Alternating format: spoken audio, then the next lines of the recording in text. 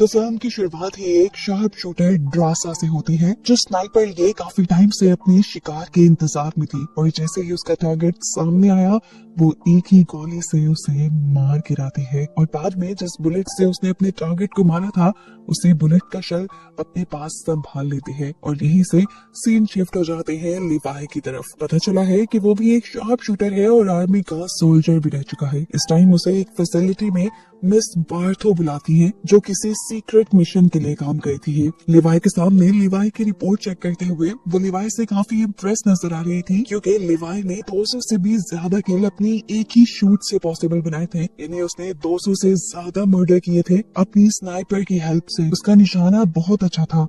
अब वो लिवाई से कुछ बातें करती हैं और उसे अपने सीक्रेट मिशन के लिए हायर कर लेती हैं। दूसरी तरफ दोबारा हमें ड्रासा को दिखाया जाता है, जो रशिया में अपने डैड के पास आई है। ड्रासा एक बाउंटी हंटर है, यानी पैसों के लिए वो दूसरों को मारने का काम करती है, लेकिन उसके बाद उसे अपने किए भी काफी पछतावा होता है। वो हर साल उन बुलेट्स के शेल अपने डैड को लाकर देती थी जिनसे उसने अपने टारगेट्स को मारा था, ताकि उसका दुख थोड़ा हल्का हो जाए।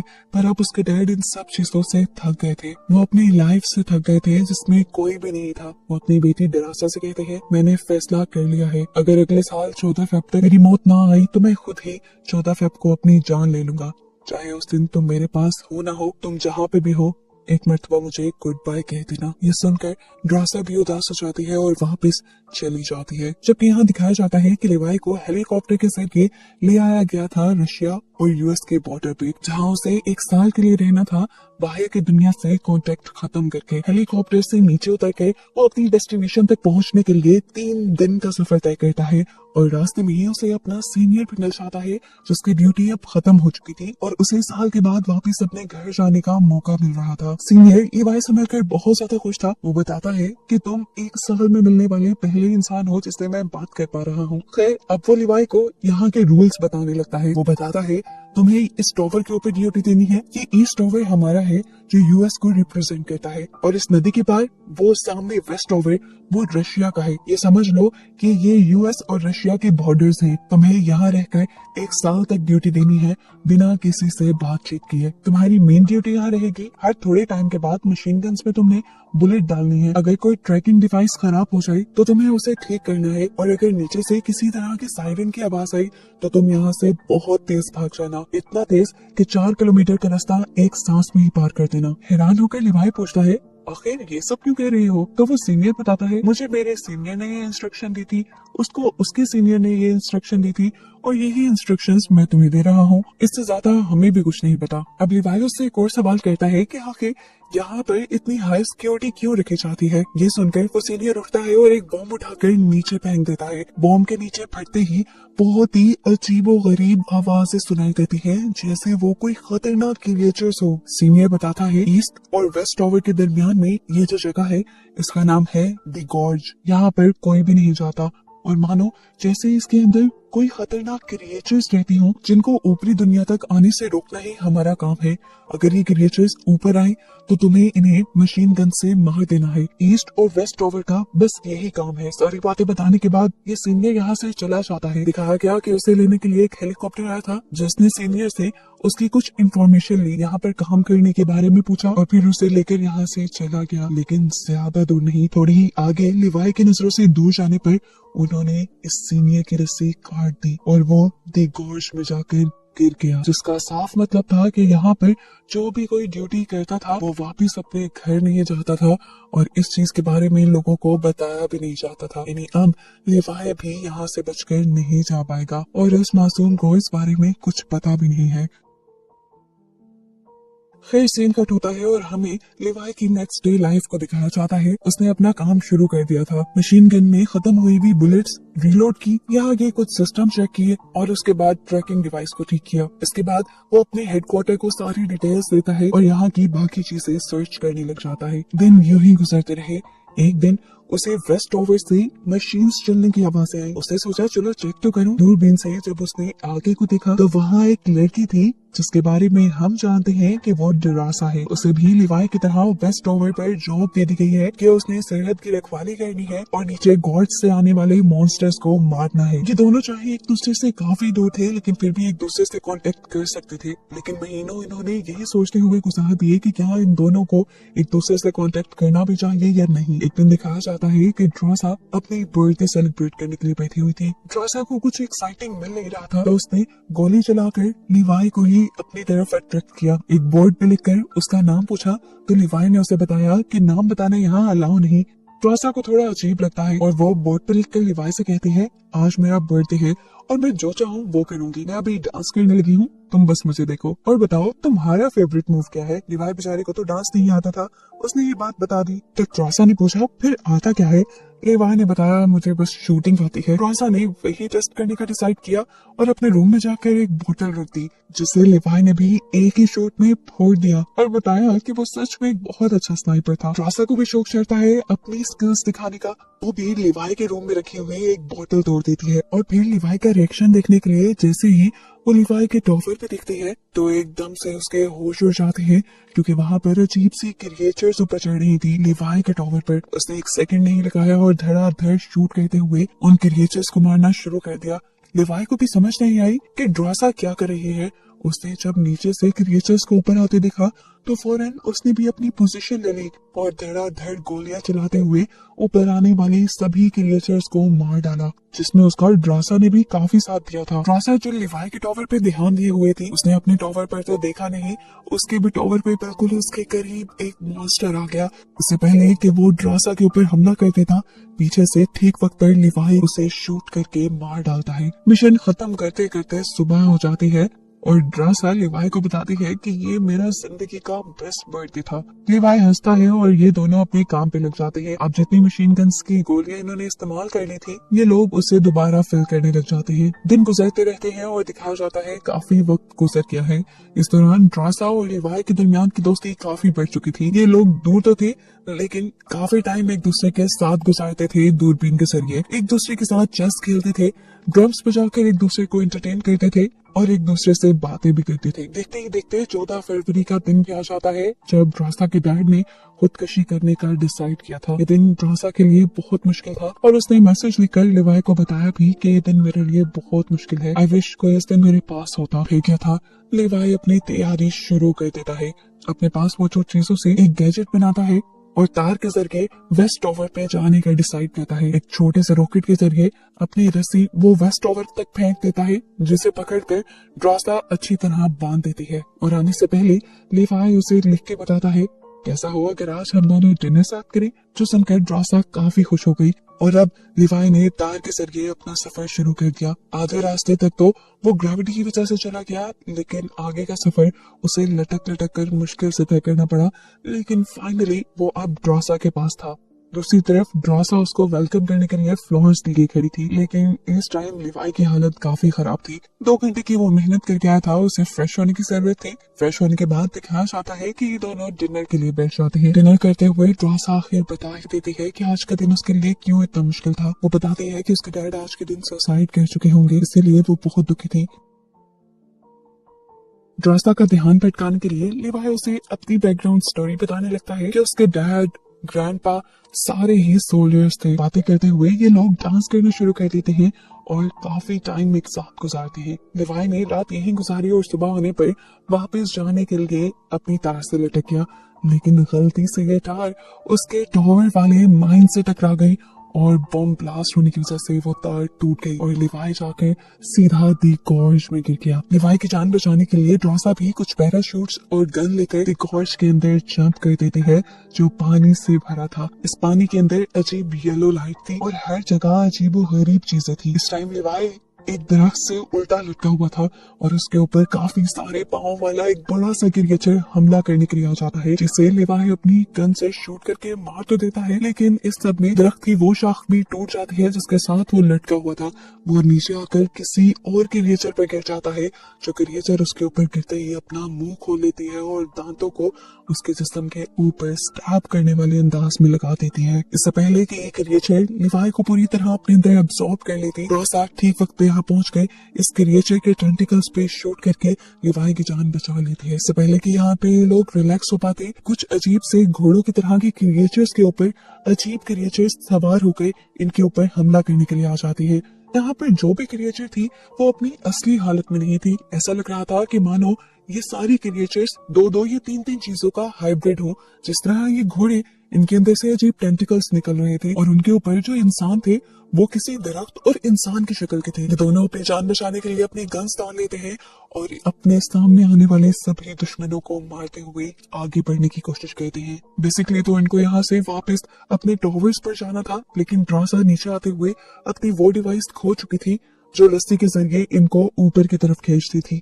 ना चाहते हुए भी इन्हें इस गॉर्ज के अंदर ही आगे बढ़ना पड़ता है, जहां हम देखते हैं कि पहले जो धुंध इनके इर्द गिर्द येलो कलर की थी वो अजीब तरीके से ब्लू कलर में बदल जाती है और इन्हें यहाँ पर एक फैसिलिटी दिखाई जाती है जो एक साइंटिस्ट की थी जिन्होंने पहली मर्तबा बॉम्ब बनाया था। इस फैसिलिटी के इर्द गिर्द पूरी एक कम्युनिटी भी थी। ड्रासा और लिवाई ये देखकर हैरान थे कि ऐसे कैसे एक पूरी कम्युनिटी तबाह हो सकती है। चारों तरफ इन्हें खतरा ही महसूस हो रहा था, जिससे बचने के लिए ये लोग एक चर्च के अंदर चले गए, लेकिन इस चर्च के अंदर भी खतरा कम नहीं था। यहाँ पर बड़े बड़े स्पाइडर्स थे जिनकी मुंह की जगह इंसानी चेहरे थे और दांत बहुत ही ज्यादा खतरनाक, और वो एकदम से जंप करके लिवाई और ड्रासा दोनों के ऊपर ही हमला कर देते हैं। ये दोनों इन स्पाइडर्स को अपने ऊपर से उतारते हुए शूट करके यहाँ से बाहर निकलते हैं और एक दूसरी फैसिलिटी के अंदर जा घुसते हैं। ये जगह उन्हें किसी लैब की तरह लग रही थी। इसी लैब के अंदर इन्हें एक डीवीडी मिलती है जिसे प्ले करने पे ही एक डॉक्टर की वीडियो थी जो यहाँ पर होने वाले एक्सपेरिमेंट की डिटेल बता रही थी।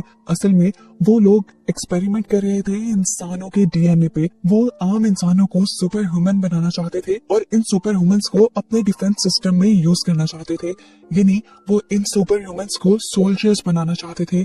लेकिन इन लोगों का एक्सपेरिमेंट खराब हो गया, जिसकी वजह से इंसानों के डीएनए के अंदर हर चीज का डीएनए मिलने लगा। इसलिए यहाँ पर कई किस्म के हाइब्रिड्स बन गए। दरख्तों के अंदर इंसानों वाला डीएनए चला गया, जबकि इंसानों के अंदर दरख्तों वाला। ऐसे यहाँ पे कोई भी दरख्त मिल सकता था जो इंसानों की तरह बात कर सकता है, चल सकता है, और कोई भी इंसान ऐसा भी दिख सकता है जिसके अंदर से शाखें निकल रही हों। एक अजीब बात वो ये भी बताती है कि इनका एक्सपेरिमेंट इतना खतरनाक हो गया था कि दरख्तों के अंदर ऑर्गन्स भी पैदा होने लगे थे। हत्ता कि यहाँ पे जो छोटे छोटे इंसेक्ट्स भी थे, कीड़े भी थे, उनमें भी इंसानों और दरख्तों का डीएनए मिक्स हो चुका था।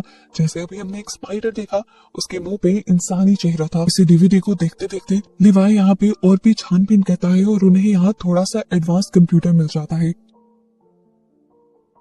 इस कंप्यूटर को चलाने पर लिवाई के सामने और भी ज्यादा राज खुल जाते हैं। एक सीक्रेट कंपनी के बारे में उसे पता चलता है जो इंसानों को सुपर ह्यूमन बनाने के साथ साथ और भी बहुत से खतरनाक एक्सपेरिमेंट्स कर रही थी। इन लोगों ने एक ऐसा मिसाइल भी बनाया था जिसे अगर कहीं पर टारगेट किया जाए तो वो अपने फटने के साथ अपने इर्द गिर्द रेडियस के 4 किलोमीटर एरिया को तबाह कर सकती है। ये पढ़कर वो समझ गया था कि आखिर उसके सीनियर्स क्यों किसी सायरन के बजने पर उसे 4 किलोमीटर दूर तक भागने को कह रहे थे।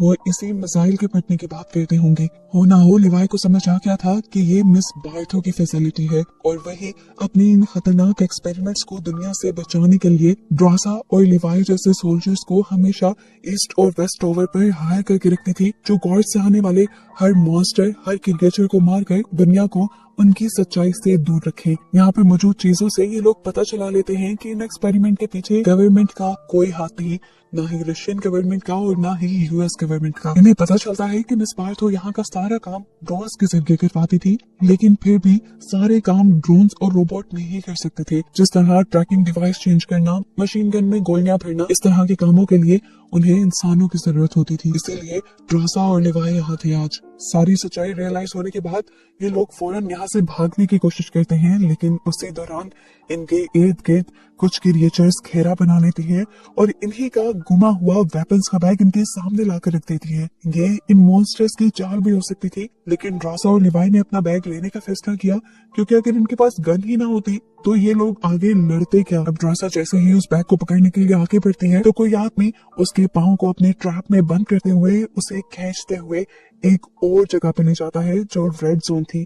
यहाँ पर हर जगह रेड कलर की धुंध फैली हुई थी और इससे अंदाजा लगा सकते हैं कि ये जगह पहले से ज्यादा खतरनाक है। लिवाई भी ड्रासा की मदद करने के लिए बढ़ा तो था, लेकिन उसे समझ नहीं आ रही थी कि ड्रासा मिलेगी कहाँ पर। यहाँ हम देखते हैं कि ड्रासा को इस दरख्त जैसी दिखने वाली क्रिएचर ने उल्टा लटका दिया था। ये एक साइंटिस्ट था जो पहले यही इसी फैसिलिटी में काम करता था और इसका नाम था बी शॉ। बी शॉ ड्रासा को जख्मी करके उसका डीएनए चेक करता है और उसे पता चलता है कि ये लोग अभी नए नए ही इधर गिरे हैं, क्योंकि 5 दिन तक यहाँ रहने वाला इंसान ऐसे ही अजीबोगरीब हाइब्रिड क्रिएचर में बदल जाया करता था।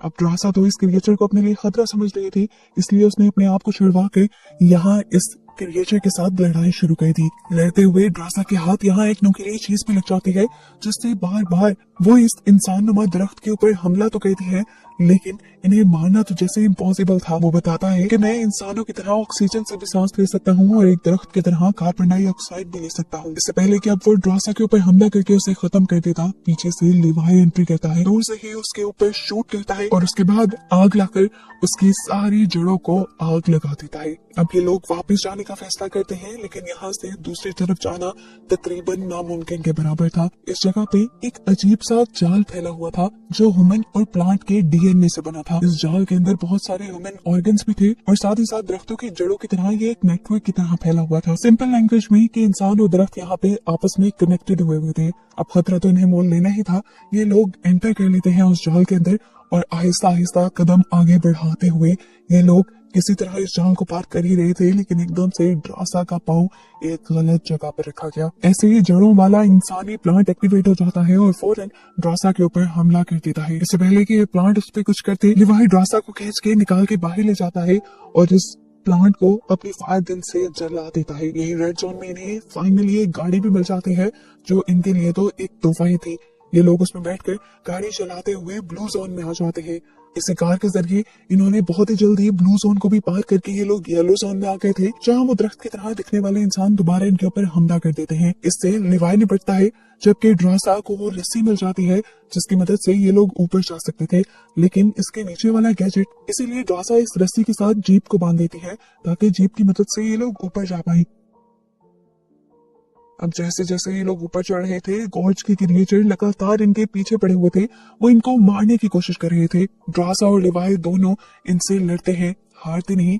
ऊपर चढ़ते चढ़ते भी कार में बैठे हुए ये लोग लगातार उनके ऊपर शूटिंग करते थे। मारते मारते जब ये लोग थक जाते हैं और अपनी मंजिल के बहुत करीब होते हैं, तो लिवाई यहाँ पे एक बहुत ही शातिर मूव चलता है। वो अपनी जेब के पेट्रोल टैंक को खोल देता है, जिससे पेट्रोल नीचे गिरकर सारी क्रिएचर्स को भिगो देता है और ऊपर आते ही लिवाई अपनी फायर गन से इन सब को जला देता है और ये क्रिएचर्स यहाँ पर खत्म हो जाती हैं और फाइनली ये लोग ऊपर भी आ जाते हैं। इतनी बड़ी हकीकतें इन्हें गोश्त के बारे में पता चल चुकी थी अब, और ये लोग इस घिनौने मिशन का हिस्सा बनने वाले नहीं थे। ये दोनों फैसला करते हैं कि जल्द ही ये दोनों ये जगह छोड़कर चले जाएंगे और कहीं दूर जाकर अपनी नई जिंदगी बसर करेंगे। ड्रासा लिवाई से शेयर करते हैं कि फ्रांस में उसके पास एक ऐसी जगह है जिसके बारे में कोई नहीं जानता और कोई उसे ढूंढ भी नहीं पाएगा वहाँ। इस टाइम में दोनों ड्रासा के यानी वेस्ट टॉवर पे थे। लिवाई ड्रासा से कहता है, मैं इस टाइम अपने टॉवर पे जाता हूँ और वहाँ पर एक टाइम बॉम्ब सेट कर देता हूँ ताकि वहाँ की सारी चीजें तबाह हो जाएं और हमारे बारे में किसी को कोई खबर ना हो। इस टाइम बॉम्ब को एक्टिवेट करने के बाद मैं उस मिसाइल को पियोन कर दूंगा